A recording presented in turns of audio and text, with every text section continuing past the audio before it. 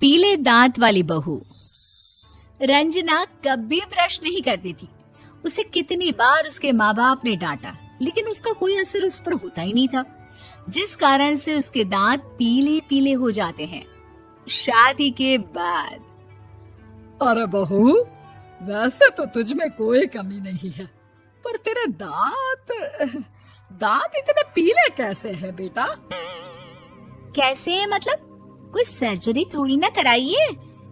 वो तो क्या नाम, मैं ब्रश नहीं करती थी तो पीले हो गए। अब क्या करूं? आप कहें तो लाल करवा लूं या फिर काले? यार ये क्या है, क्यों माँ से लड़ रही हो? लड़ रही हूँ? अरे मैं लड़ रही हूँ या ये बोल रही है कि दांत पीले हैं, पीले। अरे तपस्या थोड़ी ना की है इन्हें पीले करने के लिए। बकायदा ब्रश नहीं किया है 20 साल तक, तब जाकर। छी, कैसी बात कर रही हो? ये उस वक्त तो पीले नहीं थे जब हम लोग तुम्हें देखने आए थे। अरे तब साफ करवा लिया होगा डेंटिस्ट के पास जाकर।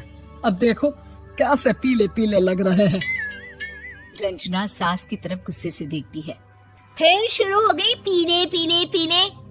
अरे पीले तो तब भी थे जब मेरे हाथ का रसगुल्ला उड़ा उड़ा कर खा रही थी और बोल रही थी, लड़की नहीं गुणों का खजाना दे रहे भाई साहब आप।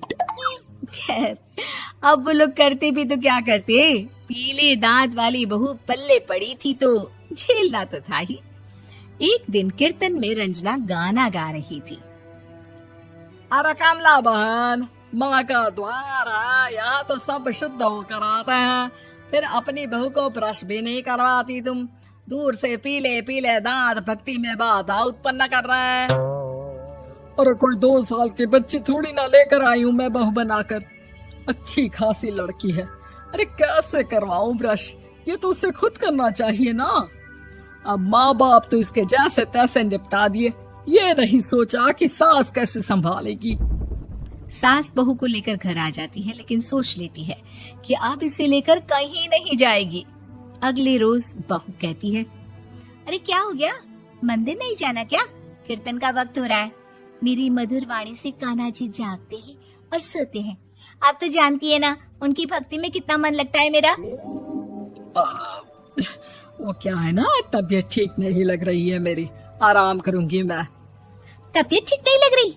अभी तो मिथुन के गाने पर नाच रही थी आप, और अब बोल रही है कि तबीयत ठीक नहीं लग रही। अरे भक्ति में मन लगा लो सासू माँ, ऊपर जाना है, क्या मुंह दिखाओगी आप? हाँ? सास को बहू की बात पर गुस्सा आ जाता है। मैं क्या मुंह दिखाऊंगी, इसकी चिंता तो ना कर, समझी? अपने मुंह की चिंता कर, जो ये पीले पीले दांत लेकर हर जगह पहुंच जाती है। पता है लोग कितना मजाक बनाते हैं।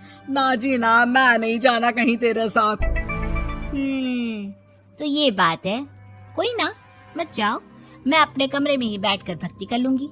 ऊपर वाला दांत थोड़ी ना देखता है, मन देखता है, भावना देखता है। और अरे बस बस, तू सब कुछ दिखा, बस ये सफेद चमकदार दांत ना दिखाना किसी को, है?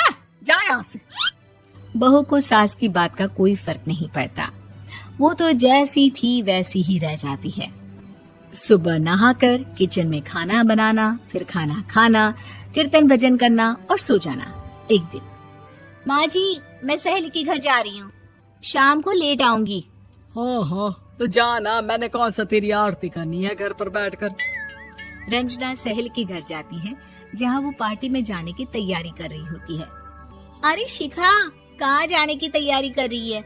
मैं गलत वक्त पर आ गई क्या? अरे नहीं यार, उल्टा सही वक्त पर आ गया।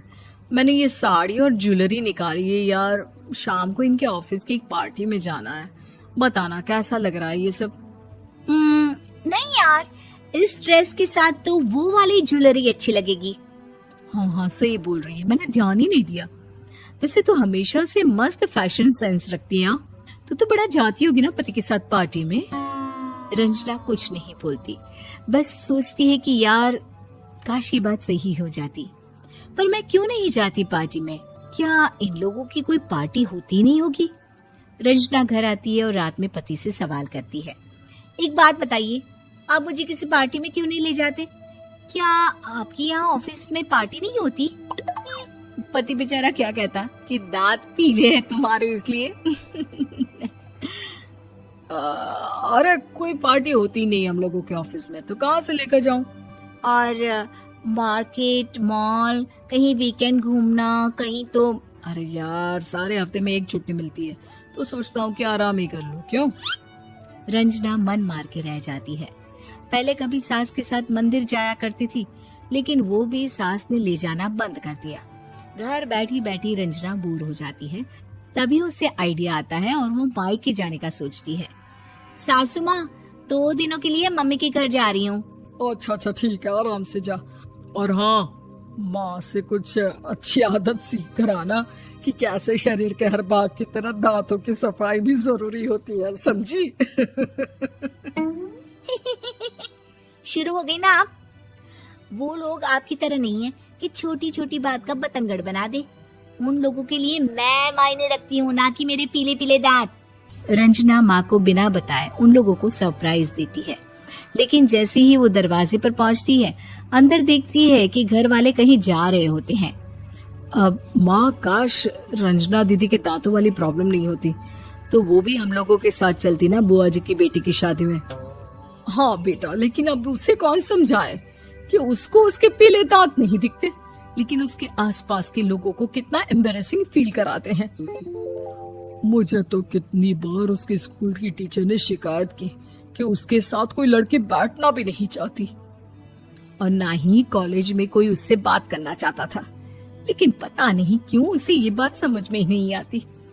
कोई कमी नहीं है उस लड़की में, बस यही कि दांत पीले हैं। वो तो भला हो जीजा जी और उनकी माँ का, जो दीदी को जैसी है वैसे ही रखा हुआ है। रंजना को अपने घर वालों की बात सुनकर बहुत दुख होता है। वो सोचती है कि वो क्या करे, लेकिन फिर वो सीधा डेंटिस्ट के पास जाती है, अपने दांत चमकाती है और कसम खाती है कि वो रोज ब्रश करेगी। अरे क्या हो गया? तुम तो 2 दिनों के लिए गई थी ना, पर कोई ना, अच्छा है, चलो आ गई तो। रंजना सास के सामने आकर खड़ी हो जाती है और पूरी स्माइल करती है, उसके चमकदार दांतों को दिखाती हुई। हैं? चले मंदिर। माँ, मुझे माफ कर दीजिए, मैंने आप लोगों को बहुत एम्बैरेसिंग फील करवाया। मैं आज से रोज ब्रश करूंगी।